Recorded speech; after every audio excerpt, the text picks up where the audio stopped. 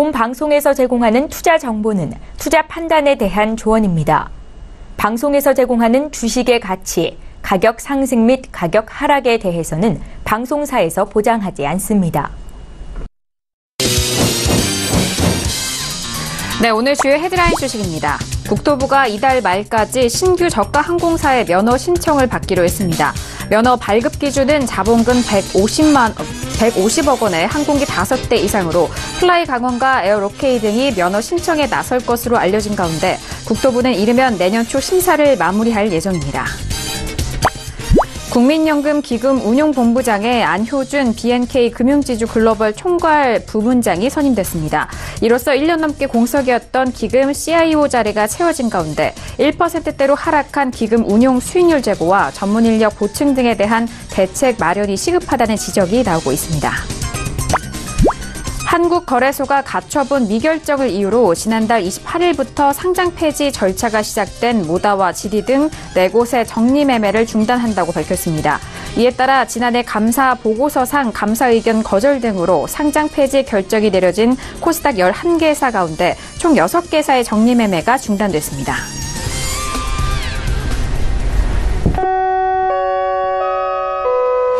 네, 안녕하세요. 평택촌놈 정석투자 MC 김은혜입니다. 자, 다시 재개된 우리 시장 한 주간의 시작인 월요일장이었습니다. 자, 중국 쪽에서는 오늘 일주일 만에 다시 재개가 된 가운데 4% 가까운 급락으로 마무리가 된 상황입니다. 자, 이런 시장 분위기가 전반적인 분위기를 주도하면서 우리 시장도 양시장 모두 하락 마감한 상황인데요. 자, 코스피 지수는 계속되는 외국인의 매도세에 힘입어서 2250선까지 밀려난 상황입니다. 주요 업종을 제외한 대부분의 업종이 하락 마감한 가운데 특히나 철강 업종에 대해서는 2%대 하락 마감이 된 상황이고요. 그리고 코스닥도 역시나 개인이 주도한 매도 속에서 역시나 하락 마감한 상황입니다. 내일은 또 한글날로 시장이 하루 쉬어가는 가운데 우리 시장에 대한 고민은 더욱더 깊어지고 있는 상황인데요. 자, 오늘도 정석투자와 함께 하시면서 오늘 시장에 대한 마무리와 그리고 수요일장에 대한 대응 전략까지도 꼼꼼하게 확인해 보시길 바라겠습니다. 자, 그럼 오늘 시장 흐름 다시 한번 정리합니다. 시세 보시죠. 네, 오늘 코스피 지수는 전일 대비 0.60% 하락한 2253.83에 장을 마칩니다. 코스닥 지수는 전일 대비 0.85% 하락한 767.15에 장을 마칩니다. 유가증권 시장에서는 개인과 기관의 동반 순매수, 반면 외국인 홀로 순매도 이어갑니다. 코스닥 시장은 기관과 외국인의 동반 순매수, 반면 개인 홀로 순매도 이어갑니다. 코스피 시가총액 상위 종목 확인합니다. 삼성전자를 비롯한 SK하이닉스, 전기전자 업종은 상승으로 마무리가 됩니다. SK하이닉스는 1.28% 상승한 71,200원에, 셀트리온은 강보합권에서 마무리가 되면서 29만 원에 오늘장 마무리가 됐습니다. 코스닥 시가총액 상위 종목 확인합니다. 코스닥은 시가총액 상위 종목들을 혼조세로 이어갔는데요. 신라제는 오늘 7% 가까운 급락으로 82,300원에, CJ ENM도 2.39% 하락한 24만 500원에 오늘장 마무리가 됐습니다. 네, 본격적으로 오늘장 정석투자 시작해보도록 하겠습니다. 월요일장은요, 학과장 정응 대표님과 함께 이어가보도록 하겠습니다. 자, 학과장님 어서 오세요.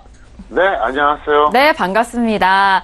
자, 오늘 월요일장이어서 주말새 쉬고 우리 시장도 재개가 됐는데 중국 증시가 일주일 만에 다시 재개가 됐잖아요. 오늘 급락한 흐름이 어떻게 보셨을까요? 네, 인사말 간단하게 하겠습니다. 제가 볼 때는 제가 예측한 그대로 흘러가고 있고요. 앞으로도 그렇게 될 것 같습니다. 그래서 이 방송을 지속적으로 잘 보시는 분들은 분명히 생존할 수 있고 오히려 하락을 기회로 활용할 수 있다 이렇게 생각합니다. 제가 하는 이 방송이 대한민국의 모든 시청자들이 볼 수 있다면 좋겠죠. 근데 어떻게 보면 시청자분들은 희소가치가 있는 거예요. 그래서 그 희소가치를 끝까지 만끽하시기 바라겠고요. 항상 말씀드리지만 저는 시장이 비정상이 아니라면 정상적인 흐름이라 그러면 크게 틀린 적이 없습니다. 거의 적중합니다. 그래서 앞으로도 비정상 흐름이 나와서 약간씩 여러분들이 좀 곤란한 그런 구간도 나올 겁니다. 하지만 계속 믿고 잘 따라오시면 분명히 좋은 결과가 있을 것이다. 저는 이렇게 확신합니다. 그리고 2018년 내내 어땠습니까? 그대로 이어지고 있지 않습니까? 그래서 앞으로도 서울경제TV 성택촌음의 정석투자 많이 시청해 주시길 바랍니다. 네, 알겠습니다. 오늘 우리 증시뿐만이 아니라 대외적으로 이런 다양한 시장 속에서 좀 불안한 모습을 보이기 때문에 더욱더 좀 걱정이 되실 것 같은데, 하지만 정석투자와 함께라면은 우리 시장에 대한 대응 전략 아주 꼼꼼하게 확인을 해볼 수가 있으니까요. 오늘도 1시간 동안 함께 해보시길 바라겠습니다. 자, 오늘은 학과장 정은 대표님과 함께 이어갈 텐데요. 1교시 바로 들어가 보도록 하죠. 자, 오늘의 1교시는요. 시황 분석론이 기다리고 있습니다. 시황에 대한 부분과 그리고 오늘 시장 안에서 관심 있게 지켜보셨던 종목들에 대한 부분도 짚어드릴 텐데요. 자, 앞서서 말씀드렸듯이 오늘 우리 시장은 양시장 모두 하락으로 마무리가 된 상황입니다. 자, 이제 수요일장을 또 대비를 해야 하는 시점인데 먼저 시황에 대해서 더욱더 자세하게 좀 분석을 도와드릴게요. 자, 학 과장님 오늘 시장에 대한 분석 다시 한번 도와주실까요? 네. 시황이라고 하는 것은 사실 제가 요약하려고 마음만 먹으면 30초 안에 끝낼 수도 있고요. 30분 동안 전달할 수도 있습니다. 제가 이거를 좀 수위 조절하는 편이에요. 그래서 오늘은 약간만 더 설명을 하겠습니다. 기본적으로 오늘 외국인 매도해 줬고요. 그 다음에 중시장이 급락을 했습니다. 그 영향으로 동반 하락했다는 게 오늘 코스피의 특징이고요. 코스닥은 상대적으로 코스피보다 일교차가 더 컸어요. 이건 상당히 중요한 대목입니다. 그래서 두 가지를 이제 설명을 드린다면, 오늘, 정말 놀라운 거는 중시장 급락도 아니고 외국인 매도도 아니에요.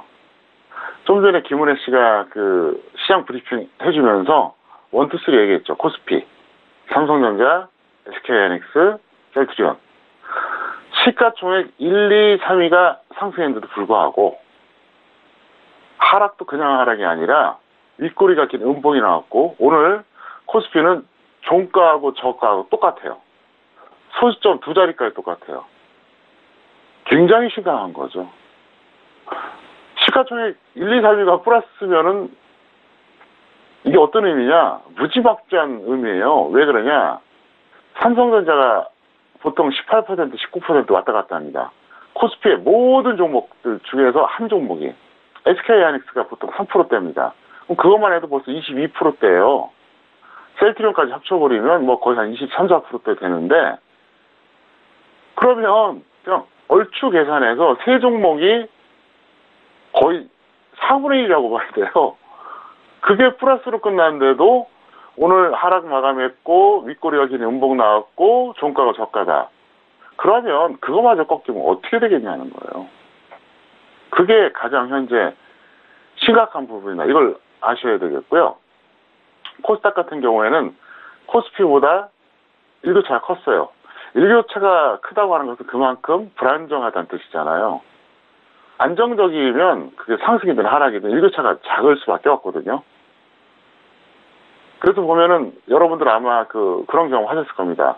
초강세장은 어떻습니까? 갭상승해서 조금밖에 더 안 올라가는데도 전체적인 어떤 그 상승은 크지만 일교차는 상당히 작아요.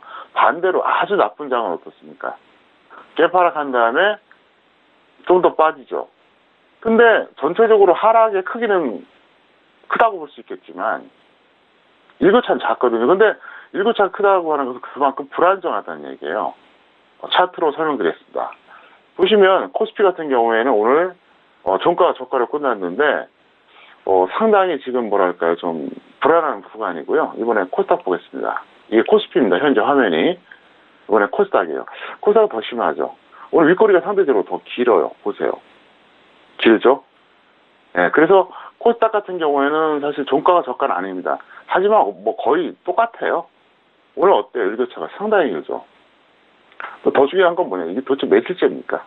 6일 연속 지금 음봉 나오고 있어요. 거기다 오늘 윗꼬리 달리는 음봉. 차트를 일주일만 배워도 다 아는 게 있죠. 가장 나쁜 캔들이 뭐죠? 윗꼬리 달린 음봉이에요. 음봉도 뭐 여러 형태가 있는데 아랫꼬리를 달면 괜찮죠. 윗꼬리 달린 음봉이 가장 나쁜 거거든요. 그래서 지금 코스닥도 뭐 심리가 완전히 무너졌다고 볼 수 있겠고요. 이번에 코스피 보겠습니다. 다시 한번 복기를 한번 해드릴까요? 여러분들이 이 방송 끝나면 반드시 검색해 보시기 바랍니다. 유튜브에 들어가서 평택촌놈 정석투자 2018-0924 추석 특집으로 제가 방송했던 내용이 있어요. 평택촌놈 정석투자 2018-0924 계속 반복해서 보세요. 거기에 많은 게 담겨져 있습니다. 자, 그때 제가 뭐라 그랬냐. 분명히 저는 2,400보다는 2,200이 더 먼저 올 것이다. 그리고 2,250이 깨지면 본격적인 하락이 온다. 얘기를 했습니다. 차트 좀 더 확대해서 보여드리겠습니다. 제가 9월 19일에 녹화를 했습니다. 장 끝나고 서울 가서 스튜디오에서 녹화를 한 거예요. 추석 특집을. 그래서 9월 24일에 나온 겁니다. 9월 19일에 여기서 녹화하고 9월 24일날 실제로 여러분께 전달이 됐고요. 그 다음에 추석 끝나고 나서 어떻게 됐죠? 이틀 연속 상승했습니다. 분명히 이거는 여러분들 다 아실 겁니다. 근데 대부분 다 제가 9월 24일날 방송을 내보내니까 그러면 예를 들어서 하루 전이다 혹은 금요일날 했는 줄 아시는데 목요일날 한 거예요. 수요일날 한 거예요. 수요일날. 이 동그라미 구간보다도 그러니까 제가 녹화했던 구간보다도 실제로 그 이후에 방송 나갈 때는 더 높았고요. 추석이 끝나고 나서는 더 올라갔어요. 자, 그때 제가 뭐라 했습니까? 2,400과 2,200선이 있는데 2,200선이 먼저 온다. 저는 분명히 9월 19일에 녹화했고 9월 24일에 방송 나갔고 그 다음에 9월 27일, 9월 28일 상승했습니다. 이 구간에서 저는 눈 하나 까딱 안 했어요.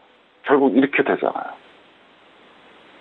자, 그 당시만 해도 누가 보더라도 2,400이 임박했잖아요.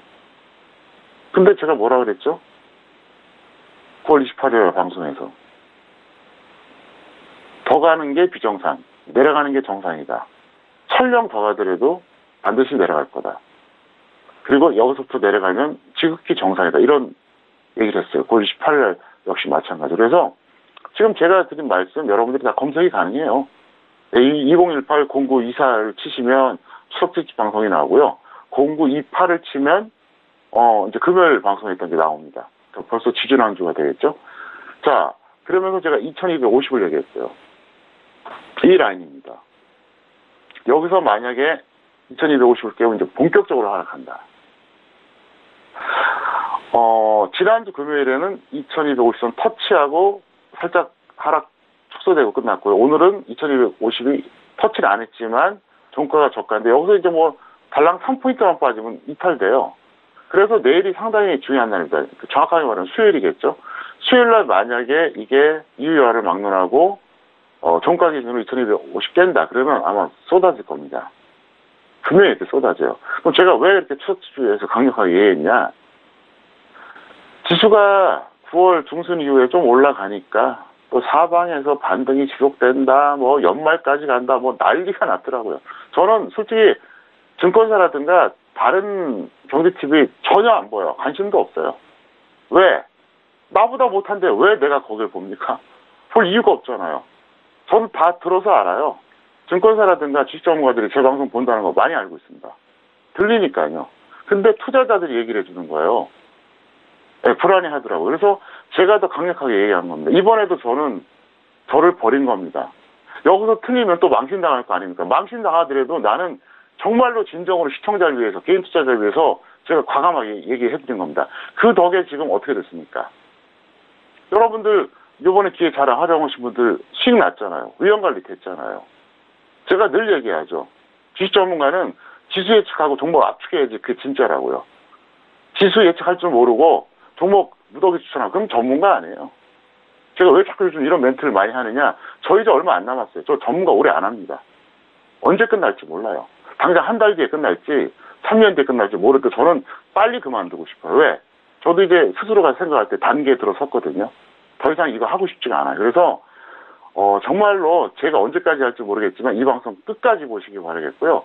그 다음에 제가 아니더라도 여러분들이 좋은 전문가들 많이 찾아보시기 바라는데 제가 왜 이 말씀 드리냐.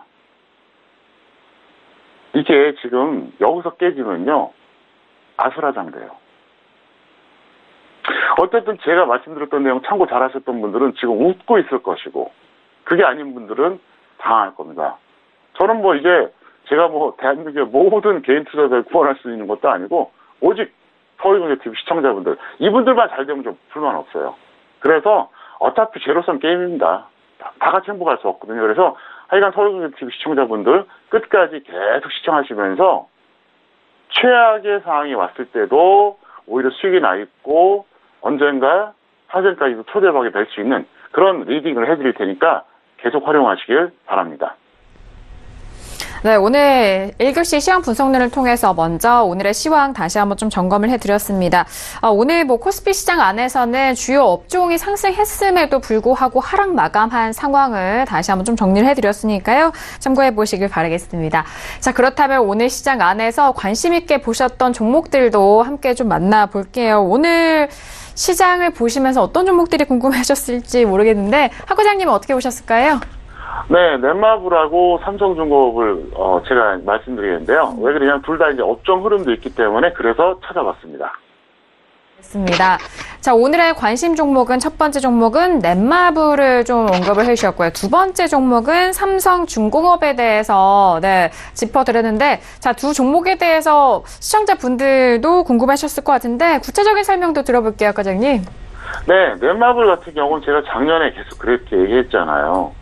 고점일 때 최대한 이건 던져라. 근데 지금 크게 흐르고 나서 이제 살짝 반등 나오는데, 보유자는 조금 더 홀딩했다가 매도하시고요. 미보유자는 관망해달라. 이렇게 설명되어 있는데 잠깐 차트 보시겠습니다. 작년에 여기서 계속 매도 사인 냈고요. 그리고 여기까지 올라왔어요. 근데 최근에 이제 저점을 기록했는데 반등이 나쁘진 않습니다. 다만 이거는 하락 추세 선상의 반등이기 때문에 여러분들이 여기서 큰 기대하면 안 되고요.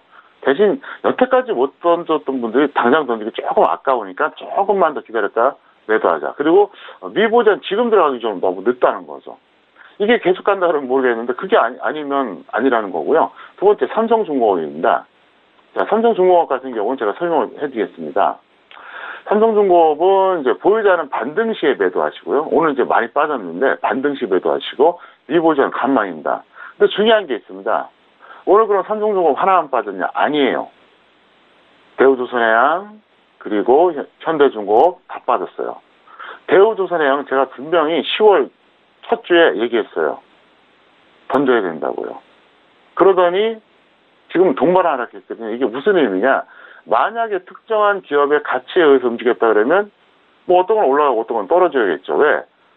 세 종목의 가치가 동일하진 않잖아요. 근데 같이 떨어졌다는 거죠. 이건 뭘 의미하느냐? 조선주들이 꺾였다는 얘기예요. 차트 보시겠습니다. 여기 보시면 오늘 삼성중공업은 굉장히 많이 빠졌죠. 누가 보더라도. 근데 제가 이미 지난주에 얘기 다 했어요. 자, 서비스 차원에서 하나 더 말씀드릴까요? 보세요. 자, 바로 이날이었습니다. 그러니까 10월 1일이었습니다. 그때 제가 뭐라 그랬었냐? 10월 2일이었네요. 그때 분명히 제가 얘기했어요. 조만간 던져라. 조만간 던져라. 그리고 나서 대우조선해양 오늘 같이 급락했죠? 자, 다시 삼성중공업 보겠습니다. 자, 이렇게 돼 있죠? 오늘 급락했어요. 그 다음에 조선주, 현대중공업 똑같아요. 무슨 얘기냐? 제가 계속 얘기했었죠. 대우조선해양도 그러고 삼성중공업도 그러고 현대중공업도 그러고 뭐냐? 빠져나오기 반등이다. 빠져나오기. 그래서 아직까지는 여러 가지 측면에서 바닥이라고 볼 수는 없고요. 다만 손해본 거 만회하려고 지금 제가 볼 때는 기관이나 외국인이 작업했다고 보여집니다. 자, 현대중공업 조금 더 제가 설명을 드리겠습니다. 현대중공업으로. 삼성중공업 이제 됐고요. 제가 이거는 정말 이 방송을 계속 오래 보신 분들은 다 알아요. 평촌 매니아들은 모르는 사람들이 없어요. 하도 얘기를 해갖고. 고점에서 내려온 것까지야 뭐 그렇다 칩시다. 중요한 건 뭐냐. 2013년도였습니다. 이때 여기서부터 여기까지 올라왔을 때 제가 뭐라 그랬었냐면 마지막 매도 기회라고 했습니다. 이거 다 빠져나오기 반등이라고 그랬어요. 그때도 또 기관에서 리포트 나오고 개인들 또 난리가 났었어요. 바닥을 찍었네 말 그러면서. 그러더니 결국 박살났잖아요. 그리고 여기서는 이것도 그런 작업이고 제가 볼 때는 이것도 마찬가지예요. 그래서 저는 어떻게 보느냐. 아직 바닥은 아니라고 본다는 거죠. 그래서 조선주 같은 경우에는 여기서 이제 저는 이미 꺾였다고 봅니다. 그래서 일단 보유자는 최대한 반등할 때 매도하시고 꼭 삼성중공업 얘기하는 건 아닙니다. 미보유자는 지금 따라가는 건 좀 메리트가 없어요. 그래서 투자자분들이 어려워하는 게 그거예요. 어려워하는 게 뭐냐면 쭉 빠지거나 쭉 올라가면 얼마나 편하겠습니까? 그죠? 근데 쭉 빠지는 게 아니라 빠지면서 또 반등이 나오면서 빠져요. 그게 헷갈리는 거예요. 던지자니 좀 아깝고. 왜? 평가순인데. 갖고 있자니 불안하고. 또 반대로 또 쭉 올라가는 게 아니라 모든 종목이 그렇잖아요. 조정받고 올라가니까 계속 갈 것 같은데 또 조정받을 때 보면 이것도 끝난 것 같기도 하고 그래서 주식이 어려운 거거든요. 근데 누구나 다 아전인수식의 해석을 합니다. 무슨 얘기냐? 뭐 물려서 갖고 있든 수익이 났든 하락 추세가 됐든 상승 추세가 됐든 올라가면 그게 이제 하락 추세에서 반등이든 상승 추세에서 탄력이든 거든 막 기대에 차요. 예. 그 냉정하게 볼 수 있는 시각이 없죠. 30년에도 모르는 사람도 있으니까 대부분 다 그래요. 근데 이거를 잘 하셔야 돼요. 지금 이제 현대중공 보셔서 아시겠지만 그때 2013년도에 제가 이제 서울경제TV 출연할 때인데 그때 던졌던 분들은 지금 얼마나 다행입니까? 그 보는 시각이 없어요. 그거를 제가 이 방송 통해서 가르쳐 드리겠고요. 어쨌든 여러분들 그걸 아셔야 됩니다. 하락할 때도 반드시 반등하면서 하락한다. 근데 그게 지나고 보면 반등으로 끝나는 건지 다시 상승으로 이어지는지 사실 지나고 나서 알거든요. 근데 지나기 전에 알아야지 그게 실력이잖아요. 어쨌든 그걸 제가 다 말씀드릴 수는 없고 이 방송 통해서 제가 계속해서 교육시켜드리겠습니다. 네, 오늘 관심 종목으로는 넷마블과 삼성중공업에 대해서 짚어드렸습니다. 정말 학 과장님 말씀처럼 넷마블은 저희 방송 함께 하셨던 분들이라면은 작년의 투자 전략, 현재까지도 함께 좀 가져가실 수 있을 것 같은데요.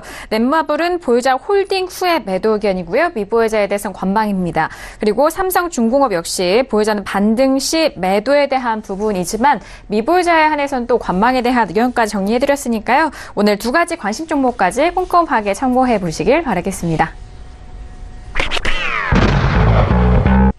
네, 2교시로 바로 들어가 보도록 할게요. 오늘의 2교시는요, 투자학 개론이 기다리고 있습니다. 매주 월요일 저녁 2교시 많은 분들이 또 기다리고 계시는 것 같아요. 또 학과장 정우영 대표님만이 또 여러분들에게 풀어드리는 교육 내용에 대해서도 많이들 관심 있어 하시는 것 같은데, 지난주에는 또 차트에 대한 부분까지 꼼꼼하게 짚어드렸는데, 오늘은 또 어떤 내용이 기다리고 있을지 궁금합니다. 자, 학과장님, 2교시 많은 분들이 또 기다리고 계신데, 오늘은 어떤 내용일까요? 네, 지수 추세에 따른 포트폴리오 구성 원칙에 대해서 말씀드리겠습니다. 여기서 이제 두 가지가 포인트죠. 자, 지수 추세라고 하면 둘 중에 하나겠죠. 상승 추세 또는 하락 추세. 자, 제가 이미 앞선 시간에서 강의를 통해서 어떻게 전달했습니까? 상승 추세는 61선이 120선 위에 있는 게 상승 추세예요. 하락 추세는 반대죠. 61선이 121선 아래에 있는 게 하락 추세입니다. 그래서 둘 중에 하나죠. 그래서 추세에 따라서 어떻게 해야 되느냐. 구성원칙. 매뉴얼이죠, 일종의. 우리가 투자 아니라 무슨 일을 하도 마찬가지 아닙니까? 매뉴얼이 있어야 될 거 아니에요. 매뉴얼이 없으면 어떻게 됩니까? 허둥지둥되죠. 그냥 기분 내키는 대로 그때그때 감정대로 매매하죠. 그게 바로 이제 주식으로 말하면 뇌동매매입니다. 원칙이 없어요. 기준이 없어요. 그래서 이 정석투자라고 제가 이제 슬로건을 만들었잖아요. 평택촌놈의 정석투자. 이 방송 타이틀 제가 만든 거예요. 서울경제TV에서 만들어준 게 아닙니다. 방송 제목이 어떤 게 좋겠냐 저한테 묻더라고요. 그래서 저는 정석투자를 하자 그랬어요. 참 소박하죠. 보통 뭐 무슨 대박이 어쩌고 뭐 무슨 뭐 고수이 어쩌고 뭐 막 휘황찬란하잖아요. 근데 제목이 얼마나 소박합니까? 평택촌놈의 정석투자. 아마 그 조급종 환자들은 와닿지가 않았을 거예요. 근데 그렇게 타이틀 걸고 나서 만약에 예를 들어서 정석투자가 아니면 웃기잖아요. 근데 저는 지금 여러분께 보여드리고 있습니다. 위험관리와 수익 추구를 동시에 고려하면서 과정의 합리적인 매매를 반복한다. 자, 그러면 기준이 있어야지. 그러면 위험관리와 수익 추구를 동시에 고려할 거 아닙니까? 그리고 과정의 합리적인 매매라고 하는 것은 상식적으로 매뉴얼이 있어야지 합리적인 거 아닙니까? 매뉴얼 없이 하면 그게 무슨 정석투자예요. 그래서 오늘 그걸 말씀드리려는 겁니다. 첫 번째, 우량주와 개별주를 구분하는 게 필요합니다. 자, 이거는 왜 필요하느냐? 포트폴리오 구분 원칙을 위해서 필요합니다. 자, 저는 이건 어디까지나 평택촌놈의 기준입니다. 코스피 100, 코스닥 50을 전 우량주로 판단합니다. 사실 우량주다 개별주다 하는 거는 어떻게 보면 딱 떨어지는 건 없어요. 약간 좀 추상적입니다. 어디까지가 우량주고 어디까지가 개별주냐? 솔직히 말해서 사람마다 다 틀려요. 근데 저는 그렇다고요. 이게 무슨 뜻이냐? 코스피하고 코스닥하고 시가총액 1위부터 100위까지, 1위부터 50위까지만 우량주로 저는 취급한다는 거죠. 뭐 남들은 어떻게 하든 상관없어요. 이건 평택촌놈의 기준입니다. 여러분들이 ATS 보시면 다 나와요. 검색하면. 그래서 지수 상승기하고 하락기 때 어떻게 해야 되냐? 이건 기본적으로 알아야 되는데 참 어이없게도 주식 투자를 10년 하고 20년에도 이것도 몰라요. 그래놓고 그래도요 제가 주식 경력이 10년이 넘습니다. 그러고 있어요. 그럼 제가 그러죠. 님은요 오래된 초보자예요. 제가 얘기합니다. 이것도 모르면서 무슨 투자했다 그럽니까? 심지어요 주식 전문가라는 사람들도 이것도 몰라요. 그래놓고 뻔뻔스럽게 방송 출연해가지고 상담하고 있잖아요. 제가 미쳐버리겠어요 진짜 지금도. 자 보시면요 그럼 어떻게 하느냐? 상승 추세 원칙, 매매 원칙입니다. 어떻게 하느냐? 자 상승 추세일 때는 우량주가 더 많은 게 좋아요. 왜 그러냐? 종목의 80%는 지수와 연동이 됩니다. 일반적으로 그래요. 그렇기 때문에 지수가 올라갈 때는 개별주보다 우량주가 많은 게 이게 더 현명한 거예요. 왜냐? 지수가 올라갈 때는 왜 올라가죠? 우량주, 다시 말하면 시가총액 상위 종목들이 올라가는 거예요. 그래도 느린 것 같지만 탄탄하게 올라가요. 근데 개별주는 어때요? 올라간다 보장이 없어요. 여러분들 그런 경험 하신 분 있죠? 지수가 바닥 찍고 막 올라가. 한 6개월 올라가. 근데 내 종목은 옆으로 기고 있어. 아니면 더 떨어져. 이거 뭐야. 이렇게 돼버려요. 이 메커니즘을 모른다는 얘기예요. 그래서 지수가 상승 추세일 때는 우량주를 더 많이 갖고 있어야 돼요. 그리고 개별주를 작게 갖고 있고요. 그리고 종목수는 직장인이 5, 7, 저렴이 3, 5 정도가 딱 좋습니다. 그렇게 되고 비중 50% 이상 가져가는 게 좋습니다. 그래서 보통 직장인은 50에서 75, 전업은 75에서 100까지 가능합니다. 왜? 전업은 치고 빠지기가 가능하잖아요. 반대로 하락 추세에서는 어떻게 하느냐? 거꾸로 개별주가 더 많아야 돼요. 왜냐? 지수가 하락한다고 하는 것은 절대다수의 우량주가 하락한다. 자, 절대다수의 우량주는 시가총액 상위 종목에 있다. 그럼 당연히 우량주가 안 좋다는 얘기잖아요. 그러니까 개별주가 많은 게 더 좋은 거죠. 이것도 몰라요. 이게 기본이거든요, 이거를 20년 했다는 사람이 몰라요. 그래서 제가 강의하는 겁니다. 종목수는 저렇게 좀 확 줄이는 게 좋아요. 직장인은 0 또는 2, 전업은 1 또는 3 정도 해주시고요. 자, 50% 미만인데 직장인들은 좀 더 작게, 전업들은 좀 더 많게. 왜? 아무래도 직장인들은 대응이 어렵잖아요. 근데 가끔가다 그런 분들이 있어요. 전업보다도 더 공격적으로 하는 분들이 있어요. 욕심이죠, 욕심. 과유불급이죠. 가끔가다 직장인들 중에서 보면 전업보다 더 공격적인 사람들 보면 제가 그런 말 꼭 해줘요. 당신이 직장인인데 전업보다 더 공격적으로 해서 돈을 잘 벌면 대체 전업은 억울해서 미치지 않겠냐. 전업 말 그대로 그걸로 먹고 사는 사람인데 당신은 직장에서 일해서 월급도 받고 투자해서 돈도 벌고 당신이 전업보다 훨씬 불리할 수밖에 없다. 그러니까 이걸 조절하자 이렇게 제가 얘기하는 거예요. 그래서 어쨌든 여러분들이 이 비중 조절 잘 해주시는데 다른 거 다 필요 없고요. 이것만 기억해 주세요. 오늘 강의 내용에서 포인트가 뭐냐? 자, 지수 추세 판단하는 것이 있다. 그런데 61선이 120선 위에 있으면 상승 추세, 아래에 있으면 하락 추세다. 상승 추세일 때는 우량주를 더 많이 갖고 있는다. 하락 추세일 때는 개별주를 비중이 더 높다. 근데 전체 주식 비중으로 봤을 때는 간단하게 설명드리면 상승 추세일 때는 50% 이상으로 가져가면 되고 하락 추세일 때는 50% 미만으로 가져가자. 근데 대다수의 투자들이 어떻습니까? 지수가 오르든 내리든 그냥 100이에요. 100.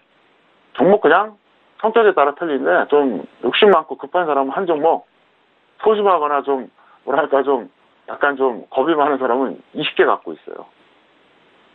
그러니까 안 되는 거예요. 상황이 다른데 어떻게 대응을 똑같이 하냐고요. 비합리적인 거 아닙니까? 해가 쨍쨍 뜰 때하고 먹구름이 뜰 때하고 어떻습니까? 우리가 외출할 때 준비가 다르잖아요. 상황이 다른데 똑같이 행동한다? 그거 자체가 이상한 거 아닙니까? 자, 지수가 올라가고 내려가는데 그러면 당연히 상황이 다른 거죠. 그러면 거기에 맞게 우량주 개별주 이 전체 비중 그리고 주식 비중 요걸 또 바꿔야 되잖아요. 그럼 또 어떤 사람은 그래요. 성찬님 근데 저는요 추세가 뭔지 몰라요. 가르쳐주잖아요. 지금 60이라고 120이면 보라고. 여러분들은 저처럼 할 수 없어요. 그러니까 그냥 적어갖고 보시라는 겁니다. 차트 보시겠습니다. 뭐 평촌 매니아들 뭐 너무나 잘 아시는 사실 다시 한번 복귀 한번 해드리겠습니다. 저는 분명히 2월 초에 대세하락 선언했습니다. 모르긴 해도요 2월 첫 번째 주에 코스피 대세하락이라고 얘기한 사람 아마 전 세계에서 저밖에 없을걸요. 전 세계에서. 있으면 한번 얘기 좀 해보세요. 저는 이걸 예측해서 전달하는 거예요. 기본적으로 당연히 분석한 다음에 그 분석을 토대로 예측해서 과감하게 전달하는데 솔직히 일반인들은 몰라요. 아무리 가르쳐도 몰라요. 그러니까 어떻게 하느냐. 이것만 보고 판단해도 된다고요. 여기서 크로스가 됐잖아요. 여기서 61선이 120선 이탈했잖아요. 그럼 이때라도 아 이제 하락 추세구나. 그러면 여기서 어쨌든 다행이네. 반등 줘서 탁 털어버리면 되는 거예요. 이것도 모른다는 거예요. 이것도. 그리고 이 방송을 듣는 증권사 계신 분들 제가 정말로 제안 하나 할게요. 내가 공짜로 강의해 줄게요. 증권맨들 그냥 모아만 주세요. 어떤 증권사든 본사 차원에서 저를 초청하세요. 제가 강의 한번 해드릴게요. 왜? 개인 투자자를 위해서. 사실 우리나라는 너무 초보 전문가들이 너무 많아요. 증권맨들도 마찬가지고. 사심 없이 제가 얘기합니다. 이 방송을 근거로 저한테 요청하세요. 그럼 제가 정말 교육 한번 시켜드리겠습니다. 왜? 증권맨들이 튼신해야지 개인 투자자들도 같이 번영을 넣을 수가 있잖아요. 다 같이 초보자니까 이게 되겠습니까? 그래서 여러분 오늘 강의 핵심 포인트가 뭐냐? 이것만 알아두자. 그래서 원칙을 잘 지키자. 여기까지 전달하겠습니다. 네, 알겠습니다. 자, 오늘 2교시 시간 투자학개론을 통해서 지수 추세에 따른 포트폴리오 구성 원칙에 대한 부분, 상승 추세일 때, 그리고 우량주와 개별주의 구문까지도 아주 구체적인 교육을 해드렸습니다. 2교시 투자학개론을 통해서는 앞으로 여러분들이 매매하는 데 있어서, 투자하는 데 있어서 도움이 되는 꿀팁을 계속해서 전달해드리고 있으니까요. 다시 보기를 통해서도 계속해서 재수강하시면서 꼼꼼하게 참고해 보시길 바라겠습니다. 자, 이어서 선생님 질문 있어요 시간으로 넘어가 볼게요. 오늘도 다양한 질문들을 접수 많이 해주셨는데 첫 번째 질문부터 확인해 보도록 하겠습니다. 자, 오늘의 첫 번째 질문은요. 끝자리 3295님의 질문입니다. 에이텍을 매수가 7,897원의 비중 60% 질문을 주셨습니다. 자, 학 과장님 첫 번째 질문 에이텍인데요. 비중이 꽤 실으셨네요. 어떻게 보실까요? 네, D학점이에요. 왜 그러냐. 지금 하락 추세에서 추가 매수했고요. 비중이 과다합니다. 그래서 마이너스 5 또는 마이너스 15에서 매도 후 재매수 하시고요. 차트 보시겠습니다. 자, 조금 전에 제가 추세 기준 얘기했죠? 이게 뭐죠? 하락 추세예요. 하락 추세. 어쨌든 지금 보고 있는 주식 전문가들도 잘 메모 좀 해주세요. 좀. 나중에 또 강의하려면 좀 알아야 될 거 아니에요.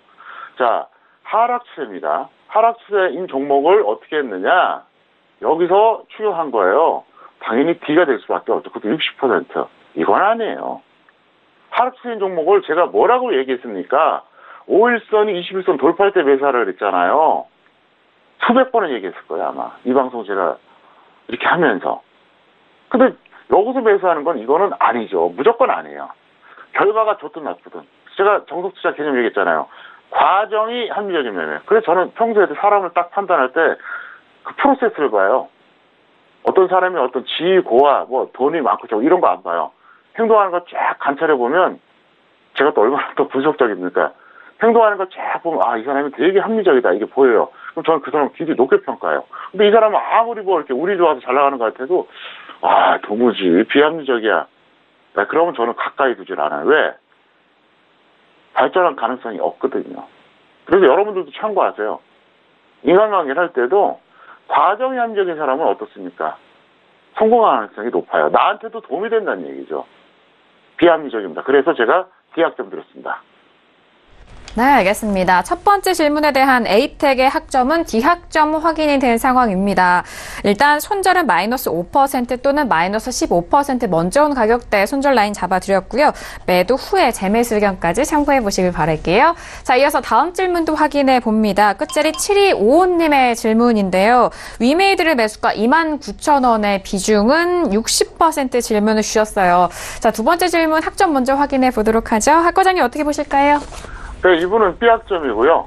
왜 그러냐? 과정상 합리적이기 때문에 그래요. 그리고 저평가되어 있습니다. 그래서 비록 비중이 많긴 하지만, 그리고 약간 평가 손이에요. 하지만 저평가되어 있고, 과정상 합리적이라는 거죠. 그래서 수익 5%, 손절 5% 제가 실수했네요. 손절 5%, 수익 10% 매도 후에 재매수 하시고요. 잠깐 보시겠습니다. 이분은 여기서 하신 거예요. 여기서. 이점에서 하신 거예요. 5일선, 21선 탈대한 거죠. 자, 하락 추세형의 종목을 어떻게 한다? 5일선 21선 탈때 들어가자. 딱 맞잖아요. 손실 볼 수도 있어요. 다만 이게 좋다는 거죠. 근데 여기서 매수하신 분들은 어떻게 됐을까요? 자, 여기서 하신 분들. 여기서. 5일선 21선 타는 거하고 거리가 멀어요. 이때는 결과적으로 갔더라도 잘못한 거예요. 비합리적인 거예요. 과정이. 근데 동그라미는 잘한 거라는 거죠. 그래서 이 원칙을 지켜주시고요. 정석 투자를 한다고 항상 수익 나는 건 아닙니다. 하지만 항상 알아두자 이렇게 설명을 드리겠습니다. 네, 알겠습니다. 위메이드 같은 경우에는 수익 5% 또는 손절은 마이너스 10% 매도 후에 재매수 의견 다시 한번 확인해 보시길 바랄게요. 자, 이어서 다음 질문도 확인해 보도록 하죠. 끝자리 1928님의 질문이고요. 인바디를 매수가 29,000원의 비중 30% 질문을 주셨습니다. 자, 학 과장님, 인바디 이 질문에 대한 학점은 어떻게 될까요? 네, D학점이고요. 첫 번째 질문이었던 A택하고 똑같은 이유예요. 하락 추세에서 추격 매수했고요. 비중 과다고요. 그래서 손절 5% 또는 마이너스 15% 매도 후에 재매수 하시길 바라겠고요. A택과 이유가 같기 때문에 설명은 생략하겠습니다. 네, 알겠습니다.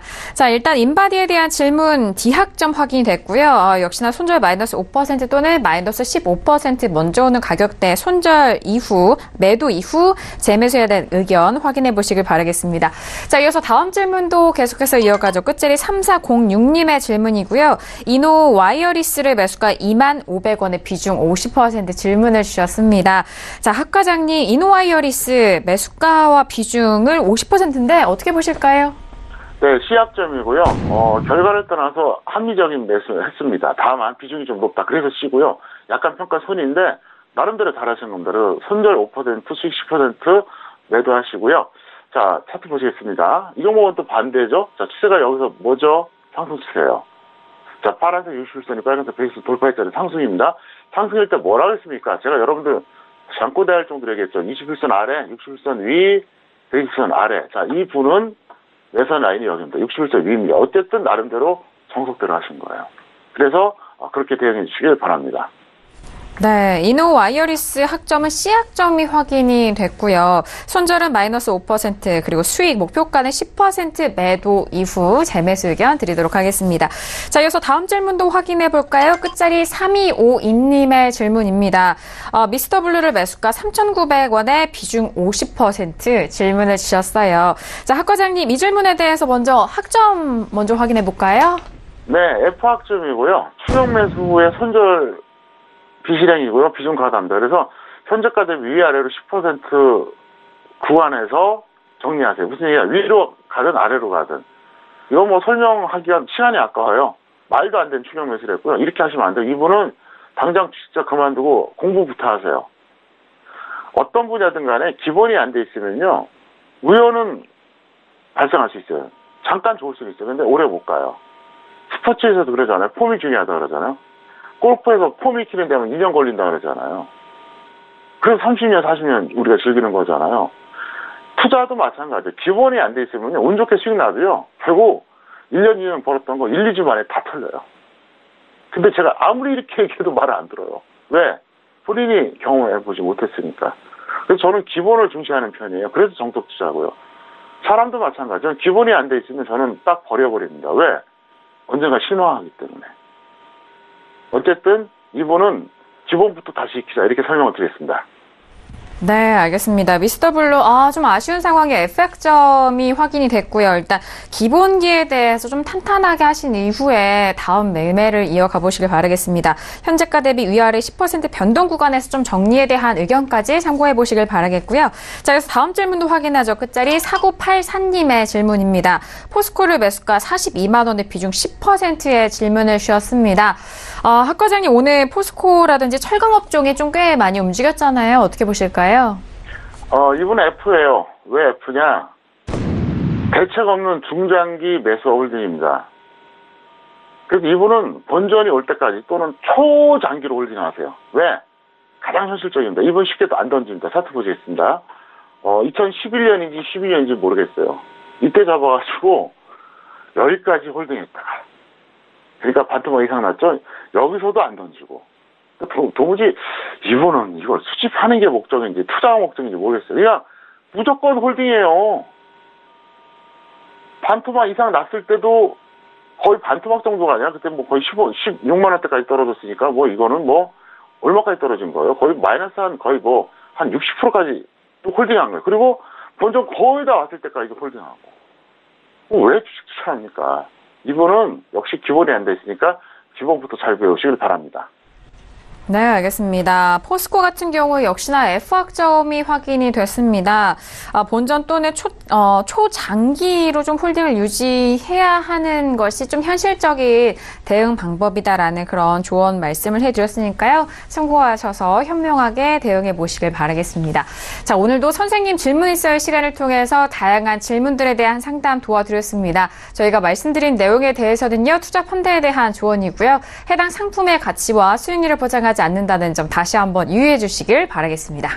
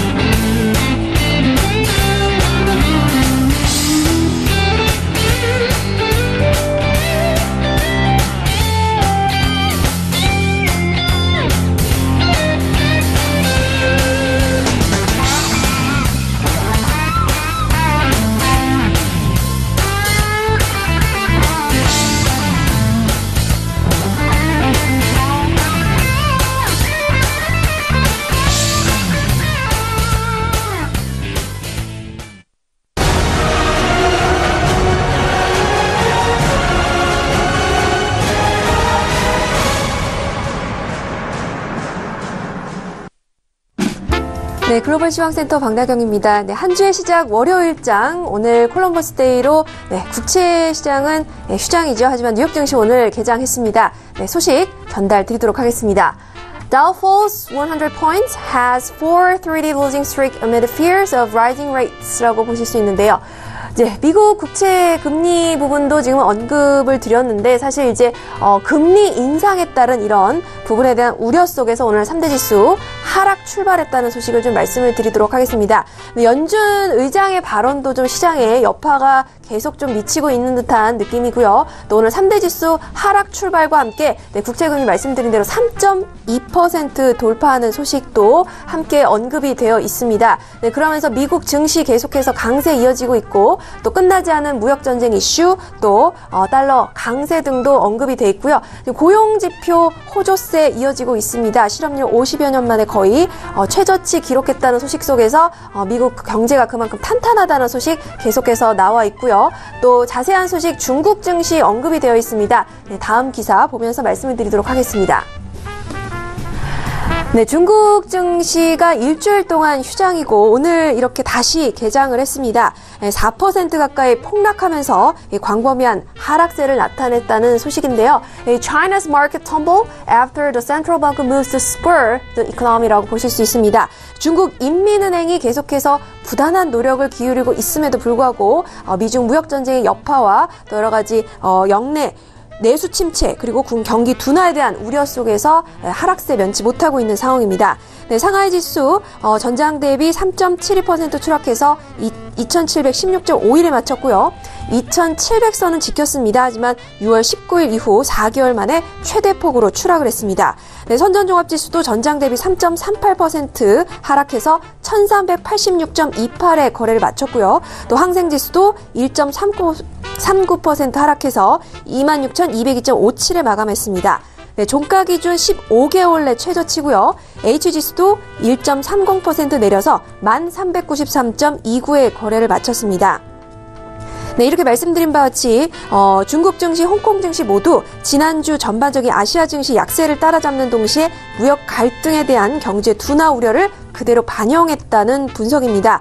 네, 이렇게 중국의 미국 중간선거 개입 의혹과 함께 또 스파이칩 논란으로 지금 무역에서 정치, 안보 영역으로 확전되는 양상을 좀 보이고 있는 우려가 나오고 있고요. 또 말씀드린 중국 인민은행은 긴급 지급 준비율을 인하 발표를 했습니다. 주말 동안 발표를 했는데요. 이 선제적인 재정 정책을 약속을 했지만 이 증시 방어에 별다른 도움이 되지 못했다는 소식입니다.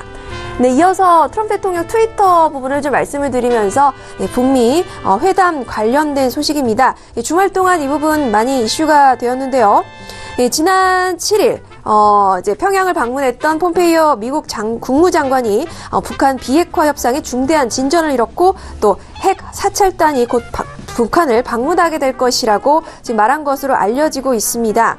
네, 이렇게 우리는 중대한 진전을 이뤘는데 앞으로 오랜 기간 그 어느 정부가 했던 것보다도 더 많은 진전을 앞으로 이뤄내갈 것이다 라고 이야기를 하고 있습니다. 또 방중 일정과 관련해서 시진핑 주석과 면담이 잡혀있나는 질문에는 아직 아니다라고 대답을 한 상황이고요. 지금 이렇게 최종적이고 완전하게 북한 비핵화와 또 제재 실행을 위해서 미국과 중국이 함께 노력하는 것이 중요하다라고 강조를 했습니다.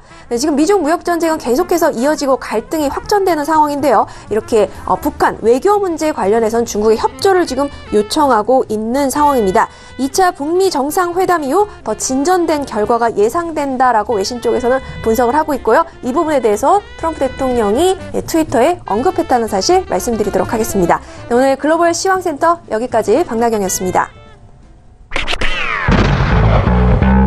네, 비핵화에 대한 부분도 계속적으로 좀 이어가고 있는 상황 속에서 내일 우리 증시는 하루 쉬어갑니다. 한글날로 쉬어가는데 수요일장에 대한 전망 대표님과 함께 하도록 하겠습니다. 자, 학 과장님 일단 내일 또 쉬어가고요. 수요일장에 대한 전망 어떻게 보실까요? 네, 하나 안내 말씀 먼저 드린다면 10월 13일 강연회 때 제가 북한과 미국의 이 비핵화 관련된 거, 중국, 일본, 국제정세, 그리고 각종 미래 예측을 제가 다 전달하겠습니다. 신청하신 분들 꼭 오세요. 평생 잊지 못할 강연이 될 겁니다. 자, 내일 포인트가 간단해요. 이미 힌트 드렸죠? 코스피 2250선이 이탈하면 급락하는 거고 지지대는 혼조세입니다. 그래서 장중에는 사실 내일 이탈할 가능성이 높아요. 근데 장중보다는 종가 기준으로 보세요. 왜? 장중에 이탈했다 다시 회복할 수도 있잖아요. 그래서 내일 이후에 아래 막론하고 종가 기준으로 깨졌다? 그러면 이제 끝났구나. 언제 8월주점이 깨질지 이제 그것만 기다려야 되는 거고요. 어쨌거나 지지가 된다. 뭐 미국이 어떻게 됐든 간에 어쨌든 종가 기준으로 버틴다. 그러면 좀 더 혼조세가 이어지겠구나 이렇게 보시면 된다. 그래서 장중 기준으로는 내일 분명히 이탈할 겁니다. 2250. 왜냐하면 오늘 2253이니까 3포인트 빠지는 거 1도 아니잖아요. 그러니까 장중은 이탈하는데 장중보다는 종가로 판단하시길 바랍니다. 네, 알겠습니다. 일단 2250선이 오늘 좀 마무리가 된 상황인데 이탈이 될 시에 지지세 혼조세에 대한 부분까지 말씀을 도와드렸습니다. 자, 오늘 학과장 정용 대표님과 한 시간 동안 했는데 함께해 주신 학과님과는 여기서 인사 나누도록 하겠습니다. 학과장님 오늘 말씀 감사합니다. 네, 감사합니다. 네, 오늘도 다양한 소식들 여러분들과 함께했습니다. 말씀드린 내용에 대해서는 투자 판단에 대한 조언이고요. 해당 상품의 가치와 수익률을 보장하지 않는다는 점 다시 한번 유의해 주시길 바라겠습니다. 자, 오늘 저희가 준비한 소식과 내용은 여기까지고요. 저희는 수요일 저녁 10시 다시 돌아오도록 하겠습니다. 함께해 주신 여러분 고맙습니다.